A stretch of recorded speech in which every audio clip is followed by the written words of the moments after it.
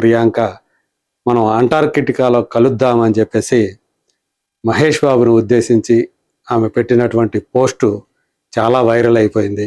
So అంటే అతి త్వరలోనే అంటార్కిటికా సంబంధించినటువంటి షెడ్యూల్ మొదలవుతుంది అని చెప్పేసి ఆమె బహిరంగపరిచింది అని చెప్పేసి మనం చెప్పుకున్నాం.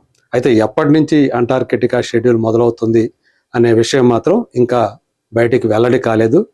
ఇంకొక విషయం ఏంటంటే జార్జియా షూట్లో ప్రియాంక కూడా లేదు. ఉన్నట్లయితే ప్రియాంక ఈ షెడ్యూల్లో గనక ఉన్నట్లయితే ఖచ్చితంగా ఆమె ఆ విషయాన్ని మెన్షన్ చేసేది. అంటార్కిటికాలో కలుద్దాం అనే మాట ఆమె అక్కడ ఉపయోగించి ఉండదు. ఎందుకంటే ఆల్రెడీ షూట్లో ఉన్నప్పుడు ఇద్దరు కలిసి పనిచేస్తున్నప్పుడు ఆ మాట రాదు కాబట్టి.